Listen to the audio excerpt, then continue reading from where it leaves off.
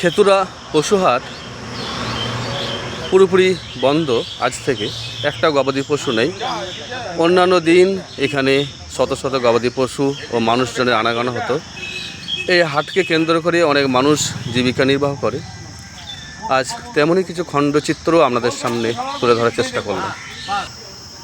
ওখানে একটা আয়ুর্বেদিক ওষুধের দোকান, প্রায় কয়েক দশক ধরে ইনি এখানে আসছেন।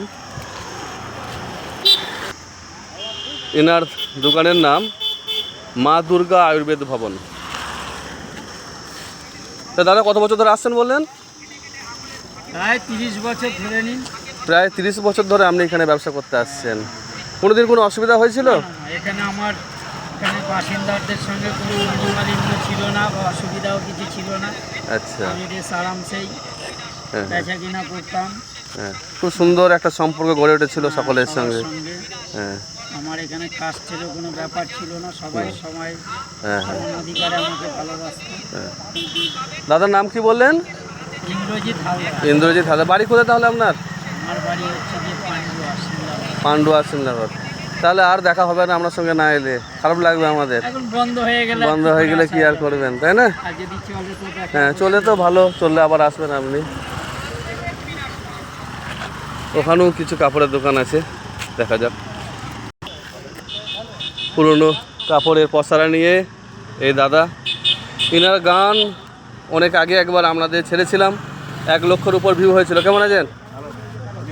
হ্যাঁ, ব্যবসা অবস্থা খুব খারাপ। ব্যবসা অবস্থা খারাপ। এই প্রসঙ্গে একটা গান খুব মনে পড়ছে। হ্যাঁ হ্যাঁ হ্যাঁ।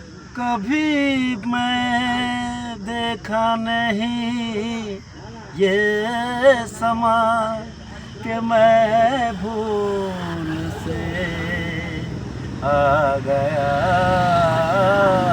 हूँ कहाँ, यहाँ मैं अजनबी हूँ, यहाँ मैं अजनबी हूँ। मैं जो हूँ बस वही हूँ, मैं जो हूँ बस वही हूँ, यहाँ मैं अजनबी हूँ। कभी सामो सर ये, कभी दिन रात हूँ मैं, कहीं पे जो मिलेगा वही जज्बात हूँ मैं। तेरी ऊंचे महल पे नहीं मेरा गुजारा, मैं कैसे भूल जाऊं वो छोटा सा शिकारा, यहाँ मैं अजनबी हूँ, यहाँ मैं अजनबी हूँ। সুন্দর। এই দাদা প্রতি রবিবার আমাদের এই খেতুরা পশুহাটে পুরনো জামা কাপড়ের পসরা নিয়ে বসেন, বর্ধমান থেকে আসেন। দাদার নাম কি? শ্যামল চক্রবর্তী। তাহলে হাট বন্ধ হয়ে গেলে তো আর আসা হবে না, খুব চাপে পড়ে যাবেন সংসারপাতি নিয়ে। দেখা যাক কি হয়।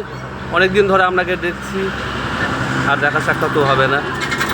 ভালো থাকবেন, যদি আসেন অবশ্যই দেখা হবে আবার। শ্যামলদা এখানে পুরনো জামা কাপড়ের পসরা নিয়ে বসেন।